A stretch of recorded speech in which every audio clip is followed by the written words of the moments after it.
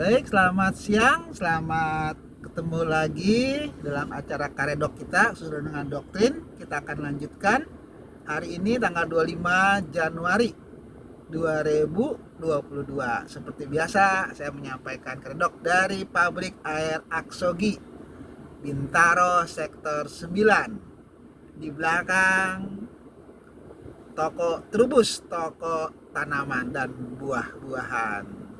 Kita buka dari Kejadian pasal 42 ayat 29 sampai 34. Kejadian pasal 42 ayat 29 sampai 34. Saya bacakan. Ketika mereka sampai kepada Yakub, ayah mereka di tanah Kanaan, mereka menceritakan segala sesuatu yang dialaminya.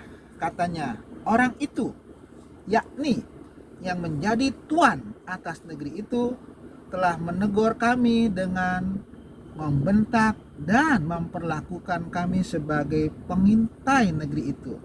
Tetapi kata kami kepadanya, kami orang jujur, kami bukan pengintai. Kami 12 orang bersaudara, anak-anak ayah kami. Seorang sudah tidak ada lagi, dan yang bungsu ada sekarang pada ayah kami di tanah Kanaan.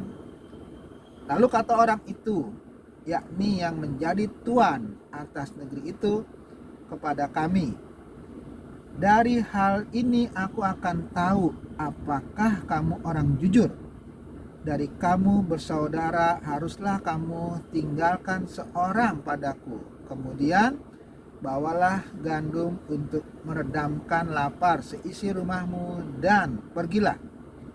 Lalu bawalah kepadaku saudaramu yang bungsu itu. Maka aku akan tahu bahwa kamu bukan pengintai, tetapi orang jujur. Dan aku akan mengembalikan saudaramu itu kepadamu, dan bolehlah kamu menjalani negeri ini dengan bebas. Nah, itu drama Yusuf semakin hari semakin menegangkan ya.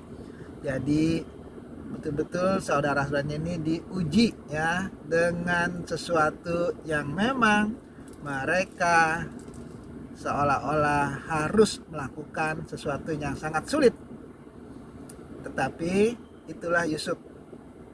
Dia ingin mengetes apakah saudara-saudaranya betul-betul sudah berubah atau belum ya. Jadi ketika sampai di tanah Kanaan, ketemu ayahnya, ketemu Yakub yang sudah lanjut usianya, dan mereka menceritakan apa yang diingini oleh si penguasa tersebut. Sebutannya si penguasa tersebut. Jadi dia menceritakan bahwa penguasa itu menuduh mereka sebagai pengintai, tapi mereka mengatakan dengan sejujur-jujurnya bahwa mereka sebetulnya bukan pengintai. Mereka hanya ingin membeli gandum, dan mereka menceritakan latar belakang keluarganya, bagaimana mereka sebetulnya itu ada 12 orang ya. Katakan satu udah nggak ada, yang bungsu masih tinggal di rumah. Dan menceritakan seperti itu kepada Yakub ya, bagaimana situasi mereka yang terjadi ya di Mesir tersebut. Jadi mereka betul-betul kelihatannya tidak seperti dulu ya, mungkin juga karena sudah berumur ya, dan juga mungkin kita lihat bahwa mereka sekarang sedang membutuhkan gandum ya, betul-betul menjadi sesuatu yang sangat diperlukan ya, karena terjadi kelaparan tidak hanya terjadi di Mesir tapi juga terjadi di Kanaan. Dan itu mereka melihat kepentingan yang lebih besar ya, bahwa mereka betul-betul ingin berusaha ya menyelamatkanlah sanak keluarganya dengan tercukupi gandum. Dan Yusuf ya, yang mereka nggak tahu itu adiknya, tahu kebutuhan tersebut, Yusuf tetap ya memberikan apa yang mereka butuhkan. Tetapi dengan cara seperti ini ya, Yusuf pengen ngetes saudaranya itu bagaimana, apakah mereka sudah jujur. Jadi tetap mereka dikasih gandumnya, Bahkan kita tahu tadi ya uangnya juga dikembalikan ya, periode sebelumnya. Artinya bahwa Yusuf sama sekali tidak mengambil uang mereka, tetapi memberikan gandum yang mereka butuhkan. Karena memang Yusuf tahu itu kan keluarganya juga ya, jadi nggak usah lah perlu ambil uangnya. Dan Yusuf sebagai penguasa, nggak ada yang protes tuh orang-orang Mesir lah, dia yang berkuasa, apa aja yang dia mau lakukan ya nggak bisa ada yang protes ya. Dia mau kembalikan uangnya, mau berbuat apapun, Yusuf sebagai penguasanya, jadi terserah Yusuf lah itu. Nah yang jelas Yusuf kasih gandum, Yusuf kasih uangnya kembali, dan juga tes ya, menahan ya saudara itu Simeon itu ya, ditahan supaya mereka kembali membawa Benyamin ya sebagai jaminan kejujuran mereka. Nah, karena mereka kan sudah bilang, Yusuf pura-pura nggak tahu bahwa memang ada Benyamin di sana. Nah, Yusuf pengen tahu apakah mereka bisa membawa Benyamin, bisa dipercaya kembali sama ayahnya itu. Jadi itulah yang Yusuf lakukan kepada saudara-saudaranya itu ya, dan Yusuf pengen lihat apakah memang saudara itu betul-betul sudah berubah atau belum gitu ya.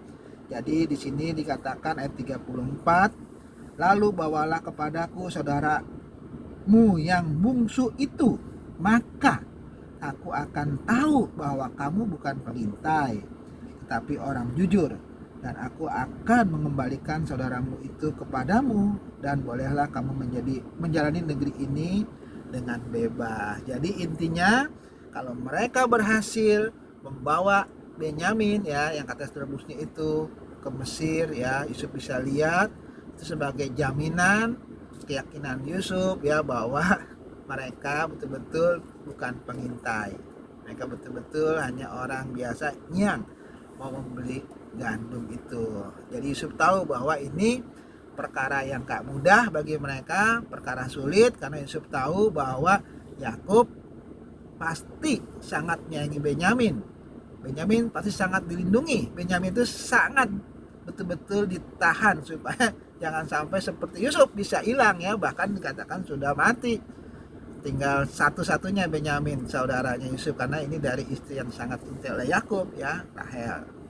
Jadi Yusuf pengen tahu nih apakah saudara betul-betul berjuang ya untuk membuktikan bahwa mereka itu bukan pengintai. Nah dari situ Yusuf akan bisa lihat bahwa memang Yusuf yakin kalau sampai mereka berhasil membawa Benyamin, artinya bahwa Yakub juga sudah mulai percaya kepada mereka.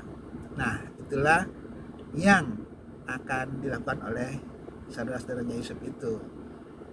Yusuf ngetesnya betul-betul luar biasa ini ya, dramanya. Dan apa yang kita bisa pelajari dari peristiwa ini, bahwa orang yang jahat itu ya, kalau dia sudah bertobat tidak hanya harus di mulut ya, harus ada perubahannya. Pertobatan itu adalah perubahan dari orang yang selalu berbuat jahat, harus berubah menjadi orang yang berbuat baik. Begitu juga dengan saudara-saudaranya, kalau mereka memang sudah berubah, itu tidak hanya di mulut, harus dilakukan juga di dalam perbuatan mereka. Apakah mereka sudah berubah atau belum? Begitu juga dengan kita, kalau kita sudah ngaku bertobat, harusnya kita berubah. Yang dulu sering berbuat jahat harus sekarang tidak lagi, bahkan harusnya selalu berbuat apa yang baik, yang berkenan kepada Tuhan. Kalau nggak seperti itu namanya berubah hanya di mulut ya, tidak di dalam kelakuan kita ya. Jadi perubahan itu tidak hanya di mulut, tapi harus dibuktikan di dalam perbuatan kita. Nah, itu aja Kadok untuk siang hari ini. Kita akan ketemu lagi Kadok yang akan datang ya. Selamat siang, Tuhan memberkati.